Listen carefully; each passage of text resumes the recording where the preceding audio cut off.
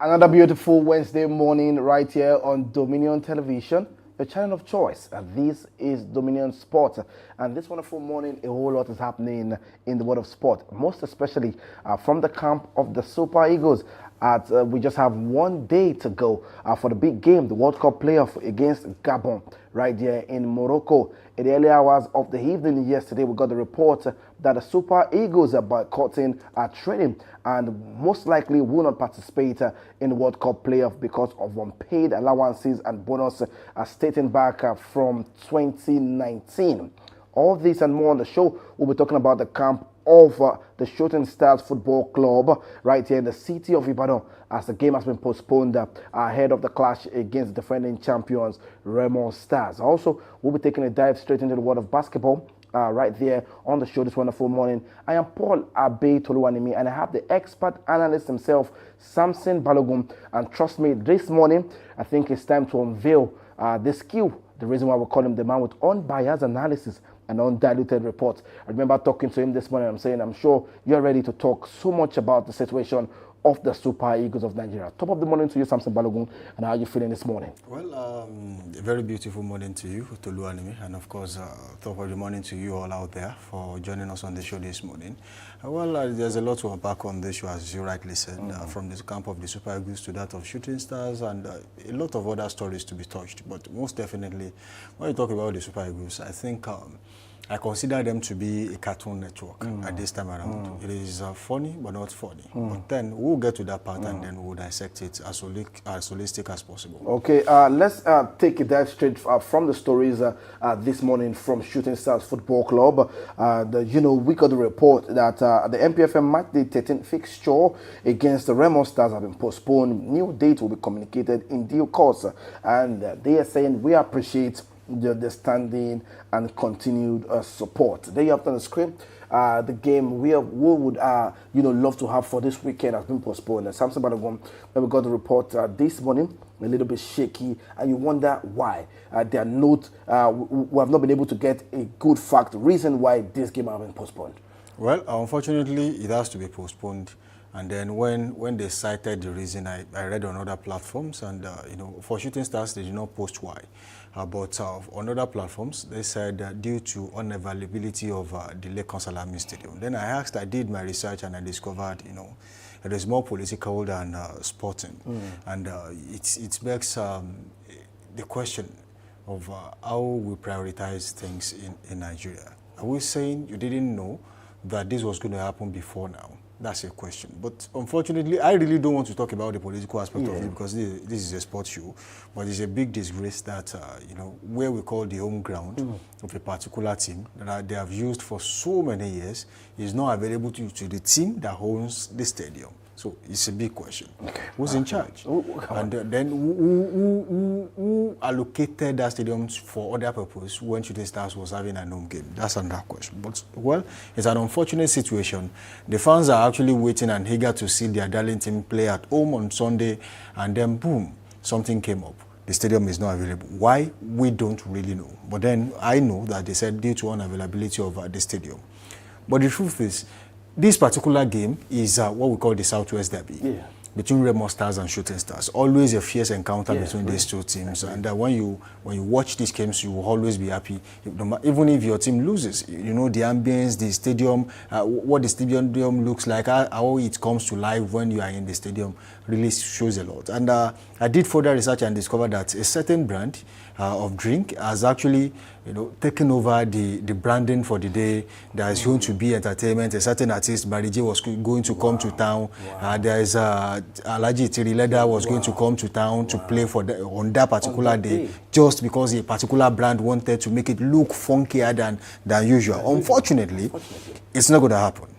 So whoever booked the appointment will have to tell the artist, oh, we cannot go to Ibadan anymore, and we have to wait until this is happening. I mean, that might not even happen in the next 1 week or 1 month. because outstanding games are played based on availability of time. Yeah. And unfortunately, even Remo Stars, they have not been able to play their Most of remaining their two outstanding games. Rivers United has an outstanding game. So it means that when you are paying now, you pay damages to the artists when they are coming back, because most of them are probably on their way. They have booked so many things, and then they have cancelled shows for already. So you have to compensate them for doing that. I mean, it's a lot. It's a lot actually, but unfortunately, that's the situation we have found ourselves. And I do hope that things can be adjusted going forward. And honestly speaking, I think I'll be at the stadium on Saturday and Sunday to actually know why that stadium is not in use for this game. I would love to be there, and trust me, I will bring the reporter back here on Monday to give the situation of things, because if we sit down here to say we are the change, we are the tool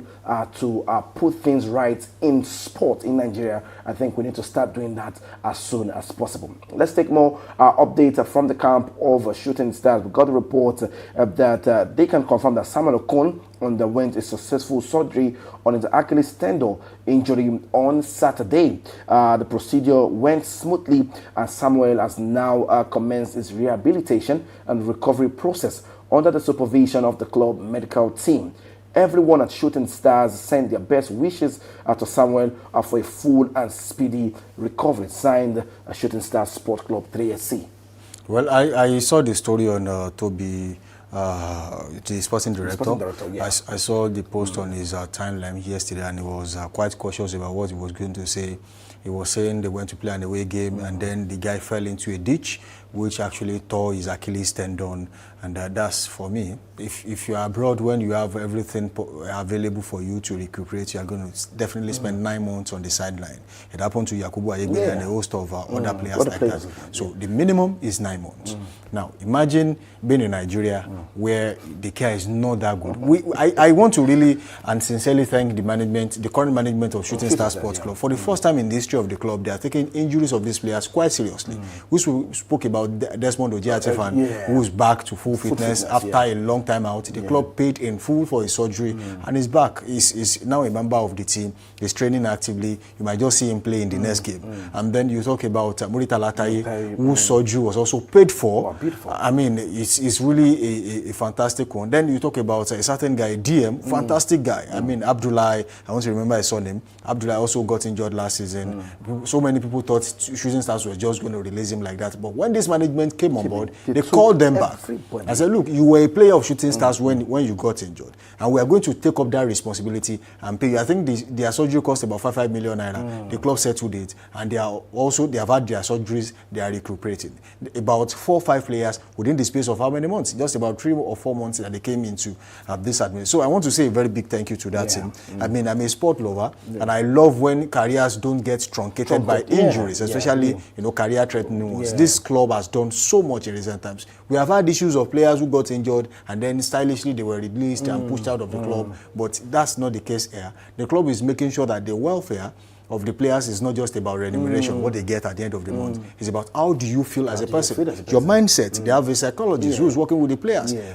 Your health as a player. Are you sick? Are you okay? They take care of you. And then when you have injuries that are sport related, they take care of you. I think that's fantastic. A big kudos to TLS, Taiwo Lekan-Salami. He has done a very good job. A big kudos to Toby Oganla. He has done a very good job. And of course, the coach, Nuruddin Aweroro. I mean, I love what you are bringing to the sport in the Southwest. That's something really massive out there. So it's really a good space to say that, when these things happen and the club respond promptly, I mean, it doesn't even take long. I think under 2 weeks or thereabout, he has been operated on and is already recuperating with the full support of the club. Fantastic one. But then the NFF should also look at the quality of pitches we have across the country. Agree.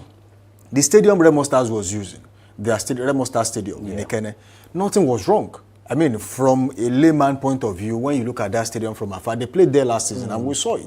Nothing was wrong, but they felt, this is beneath the standard of what we want as a team. Really? It was, I think it was hybrid, it was partly artificial, partly grass, and they felt like, let's go fully artificial. And they did everything possible. The stadium is now arguably one of the best in Nigeria, right? That's what they have done now, even though they didn't really need to spend so much money, but they felt like it is their responsibility to upgrade the stadium, and they have done that. That should be transferred to every other team in the NPFL. I mean, you cannot make your pitch a death trap for players. I mean, these players have careers. Just because they want to play you out at your home ground does not mean they should get life-threatening injuries. There are injuries. Achilles tendon is so dangerous that if it is not properly operated, you will come back for the same surgery. And when you do that surgery more than 2-3 times, just forget about football and walk away. That's it. Because how do you sit on the side? This happened to Victor Boniface at the time too. He also got injured. He went for so long. He was out. He was on the sideline. It wasn't like his leg broke. His leg never broke. But then, if you have issues with tendons, and, I mean, it's really a lot to handle. And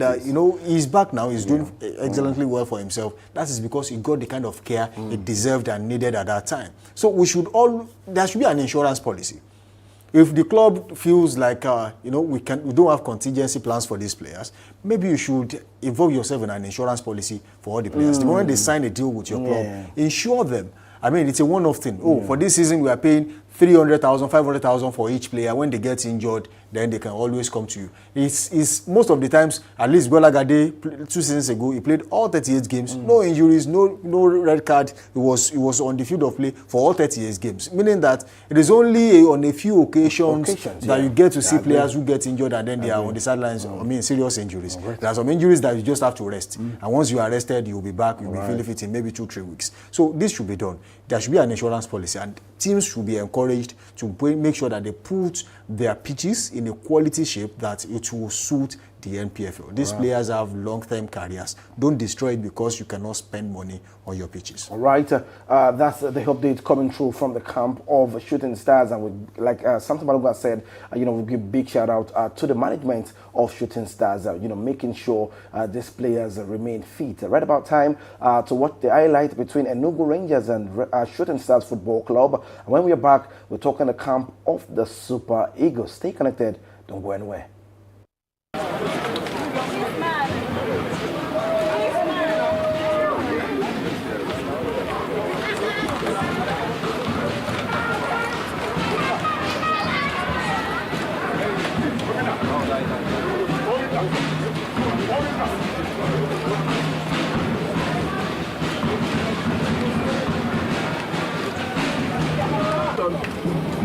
And about to signal for kickoff. The visitors get us on the way. Johnny Kabir with the first touch.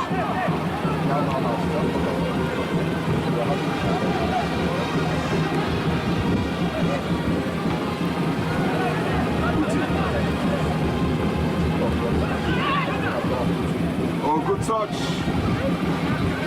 Commit Roger.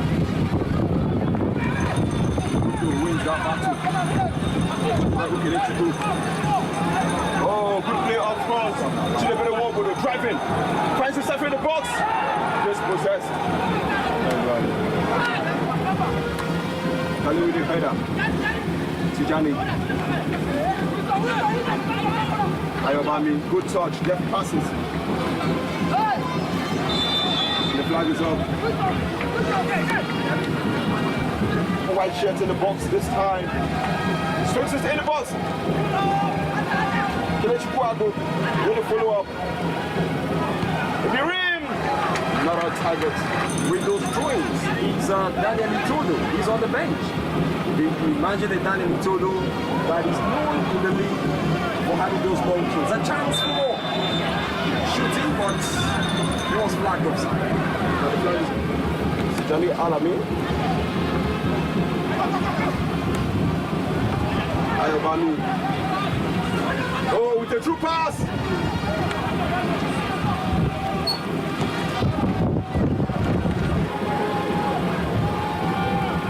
He will do.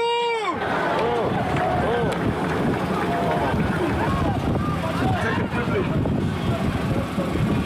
Abiodun with the pass. The shots. Just not. Abiodun with the pass. The shots! Johnny. Salama Adego, back to Tijani.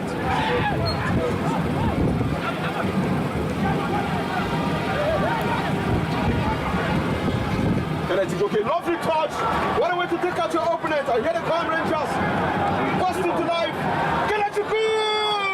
The goalkeeper speared it. A good follow-up from Tijani Al-Amin to put it up for a corner kick.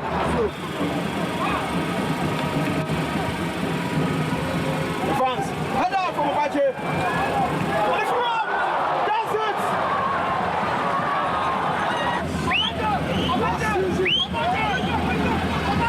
Trusting the coaches to start games. Abiodun! A follow-up! Corner kick! From Sadiq Ibrahim. Puts it out. Iboke with a cross. Miscommunication between three Rangers players and the first Obaje in the box. He lets it. Wisdom! Punched out by Mustafa Lawal for a corner kick. To Putin from the far end. Tunde Aziz. Kalifaki. To Kalifaki. A shot! Straight to the goalkeeper.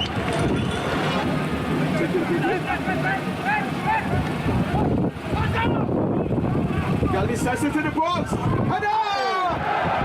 Abiodun couldn't direct that one and go. That was his big opportunity. Back to his team again. Efra Sekunda. He finds Chidebere Wobodo. Wobodo!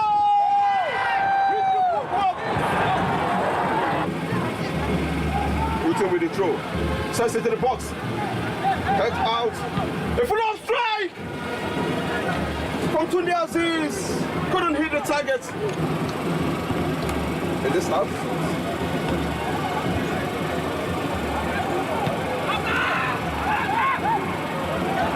Coming Obaje. Obaje finds the Vigo. Winner in the box. Well saved by the goalkeeper Mustafa Lawal. To the better work to Evans. Evans. Defying! Effort blocked. And follow-up! The assurance who was dispossessed nicely. Good touch and good pass from Adams Mustafa. Abiodun brought down. That's a red card. That's a red card. More like That's a yellow. That's a yellow card. A red card. That's a red So the goal scorer, good touch and his pass from Adams Mustafa. From the technical bench of the visitors, here is down the block, the red card. That's a pure red card. Adams couldn't beat the wall, and the follow-up from Tijani.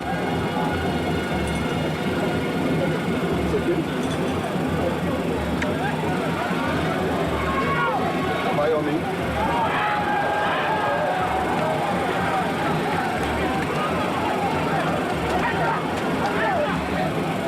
Corner kick taken. Header! Punched by the goalkeeper, and the follow-up.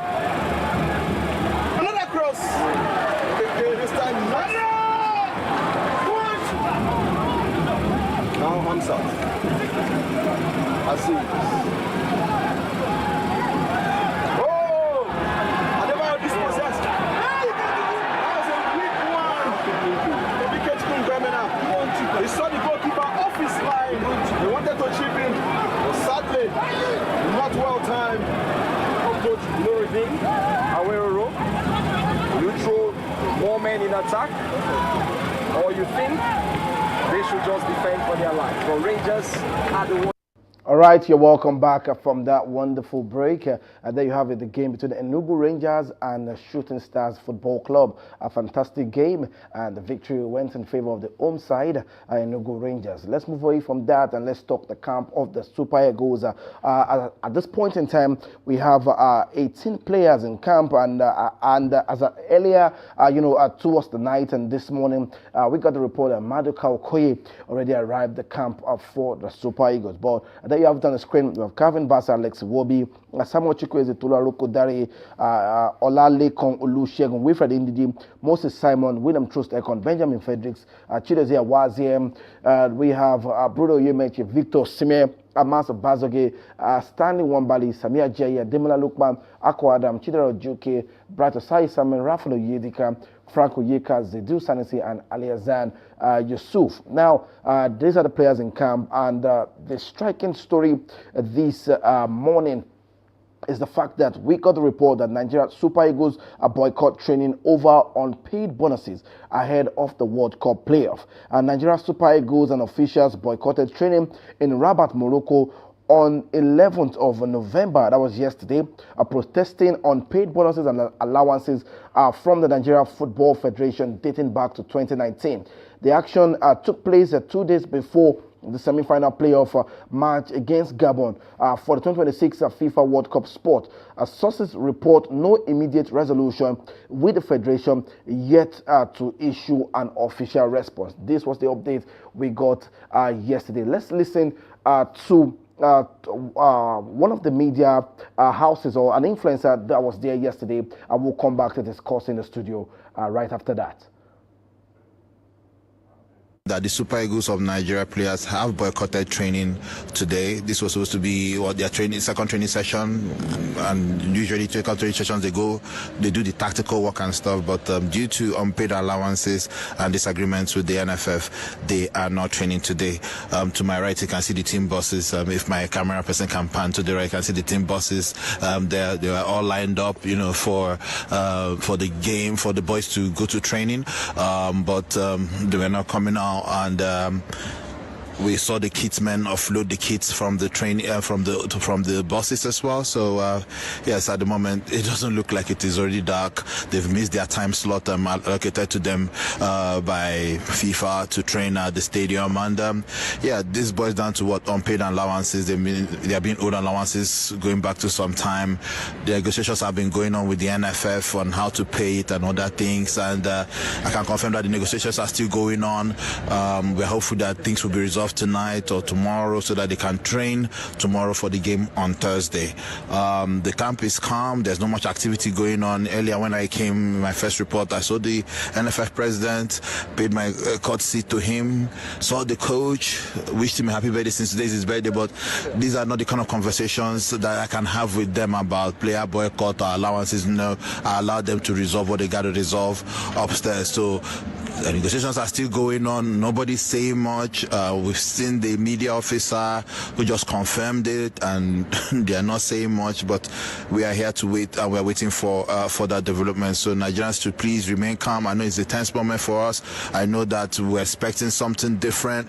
I mean, after the joy of the 4 goals against Benin Republic, we're expecting that, let's build up the momentum. But with what is going on, let's just see.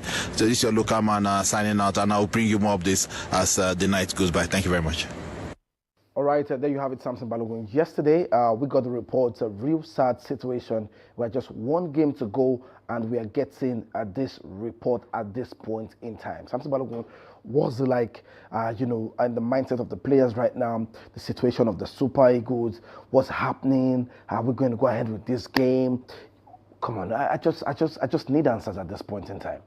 Well, the problem is not far-fetched. It's just so things we should have addressed a long time ago that we left unattended to, and it's coming back to haunt the leadership of the NFF. Now, why did I say that? You see, when you misappropriate funds, I mean, you have no idea in space when it's time for you to cough out those funds you misappropriate, and there's no competition you qualify for as a country that you don't get paid.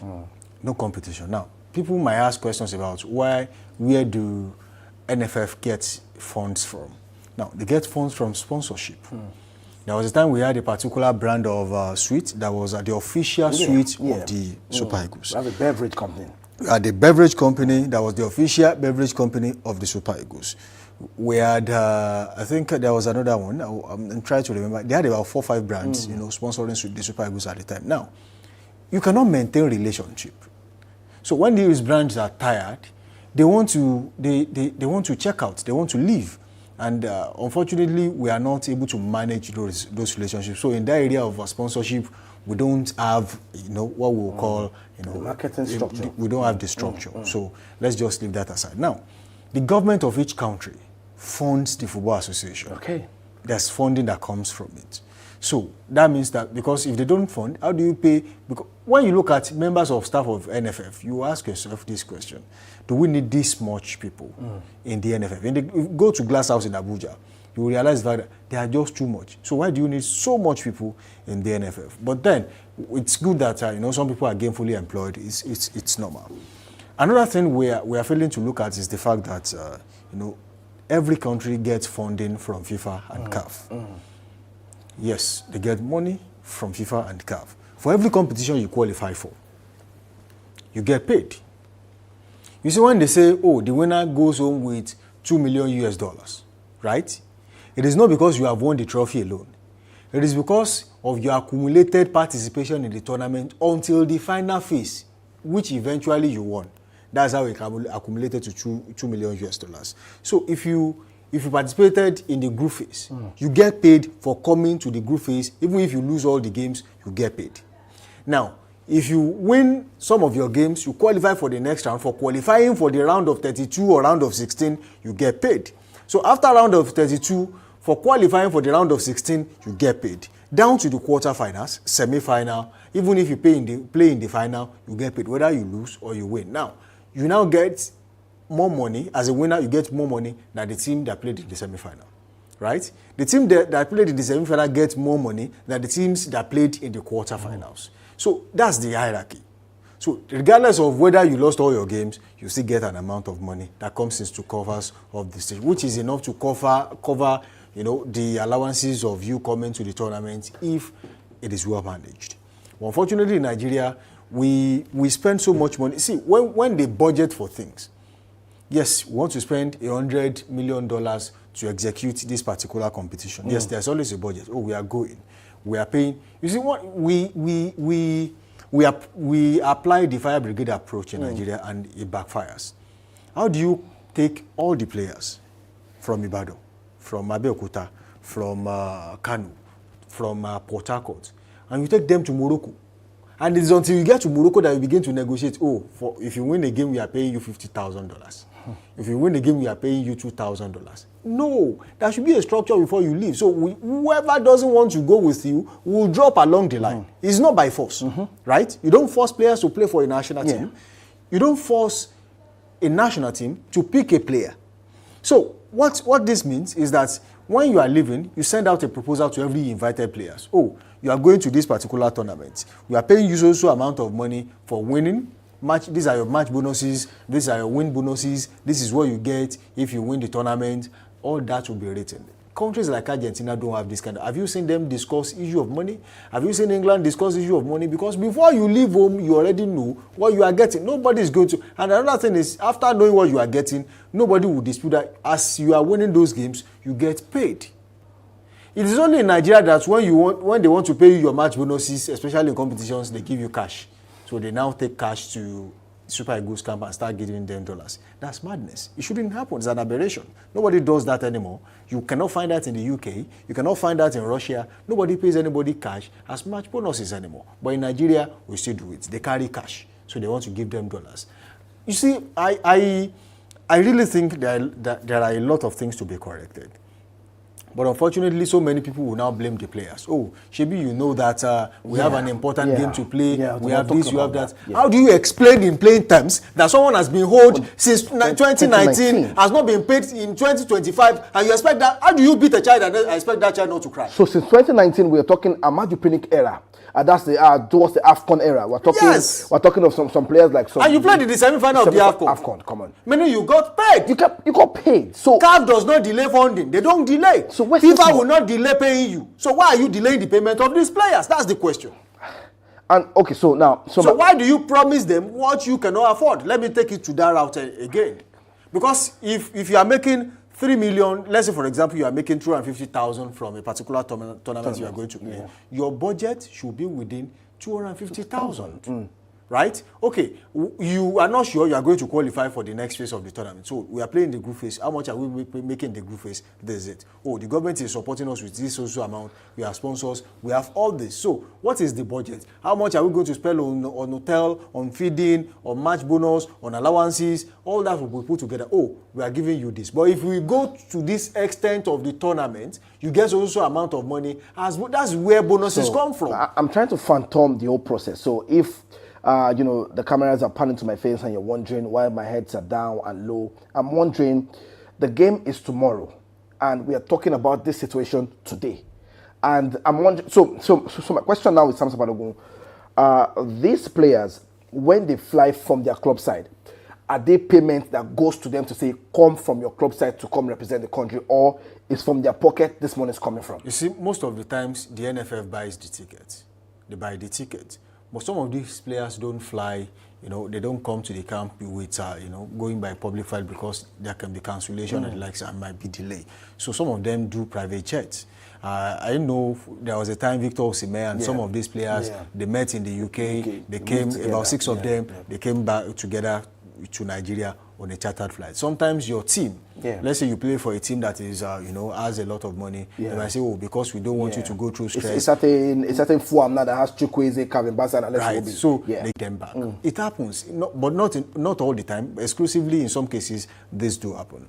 So, and some of these players are financially buoyant enough. How much does it cost? Maybe $40,000-$50,000 to take you down to Nigeria. That's equivalent to a week wage of a particular player. So if they do 10,000, they will be in Nigeria in no time. So it's sometimes done like that. But if you book a ticket to come to Nigeria, just like when you are being called up, another thing they do for you is they send you tickets to come home. But I think at the point, there was an issue. I'm not really clear, so I don't want to say what I don't know. But at the point, it became sketchy that some players will have to pay for their own ticket and they get refunded one way or the other. But how do we find ourselves in this situation? And how do we move away from this situation? Because I cannot imagine that since 2019, a certain Amaju Pinnick is still in the FIFA governing body making decision for African football. You see, unfortunately, when you are in this situation, right, you can only pick the best out of the worst. So if you don't have too much, right, let's say you have 4 bad eggs and you need egg badly, you pick the best of the 4 bad eggs, right? One has to be a little bit better out of the 4. So that's what I'm saying. Of all the people we have on ground when we talk about sports and football in particular in Nigeria, FIFA still sees Amaju Pinnick as as arguably the best as we speak. Unfortunately, he is not. You see, when you find yourself in a situation where you have to pick, between what's available, not what you can get. This is what is available. Just pick from here. So that's what we get. They have been saddled with the responsibility to get things done. Unfortunately, they have done nothing. Nothing. I don't think any one of them, the last 20 years, has helped Nigerian football. They only came, we have had the era of Solomon Dalong, Aminu Maigari, Bolaji Ojuoba, we have had Amaju Pinnick, say Musagi, Gida, I want to remember his name, Gusso, whatever. We have had so many people who have been saddled with, the responsibility. And then there was a time when Ogunjobi too was in charge. Some of them were indicted by FIFA not to touch anything football for a certain number of years. They took bribe. You can imagine, you want to vote for countries that will host the World Cup, and then you took bribe. And then you were banned as a Nigerian, representing Nigerian interests on the table of the World Football Governing Body. Unfortunately, that's the situation. But when you look at how we do things in Nigeria, we don't prepare for the future.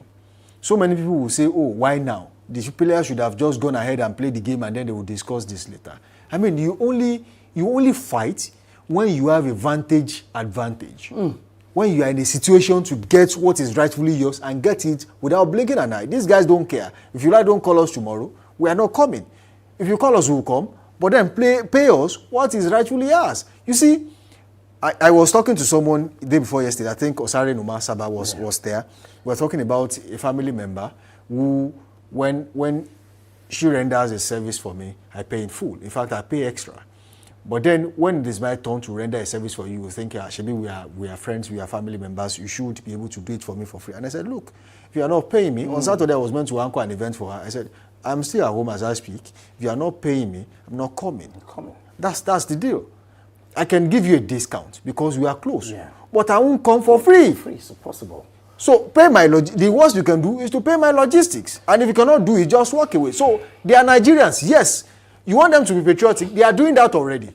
But if it comes to giving them allowances, I mean, you cannot pay them what their club side pays them Yes, on a weekly basis. You cannot. You can't. But then you can pay them what you can afford. But the little you can afford, give it to them on time. There was an issue also about how much they are to get for as match bonus. They were discussing, we are going to give you 10,000. The players are saying 15,000 or nothing. So I'm seeing a report of $30,000 per win, while the NFF offered to retain the standard to $10,000 per win. Now, the performance-based incentive are saying $30,000 per goal against Gabon and $50,000 per goal in the final of the playoff. But the players are rejecting all this offer at this point in time. Santos Balogun, just to wrap up this, this segment at this point, because of our time, the players, if they don't play against Gabon, because we have not gotten a report till now that they are already in training, and Gabon players are well rested, they're ready for the game, but we don't have a situational report that our players are ready for this game. So most likely, we might get a report that they might not play the game, or if they play the game and they go ahead to lose. Because we got a report also saying that the NFF are saying they should go ahead to play the game, that when they win, they'll give them the money. So what if they don't win the game? That means the money will go back again and we come back here and sit down, if God being God, because I'm sure by that time, we'll be abroad reporting live and giving you more of the same. 2028, we're not still being paid allowances and bonuses. Santos Balogun, this game is on Thursday. You see, you said this game is on Thursday. Let's be clear. This game is tomorrow. So it's less than, it's just a little over 24 hours from here. You see, unfortunately, that's the situation. Many of us, as I said earlier, would want to blame the players for not, doing the job first. But in some cases, you don't do the job first. You get the money first and do the job. They have been promised so many times since 2019. Don't worry, you get it next week. Oh, don't worry, you get it next month. Oh, don't worry, the money there's a certain amount of money that is coming. Once we have that money, we'll do this, we'll do that. They are all empty promises. And as a reasonable player, you feel like you are being used. Don't forget that it's not just in football. Recently, some players came out to say, look, when we won certain medals at the Olympics, also we were promised the house, we were promised this, a certain amount of money, till now we have not gotten it. Lagos State compensated Chioma Ajunwa, if you remember. A police officer who represented Nigeria at the Olympics. They just compensated her, I think about 2 years ago. After how many years? In the 90s. She won medals in the 90s. So it's really a big challenge. Unfortunately, that is the situation Nigeria has found itself.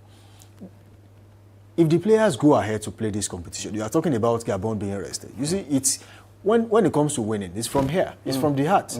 It's not really, it's not 90%, it's not 100% what you do on the field.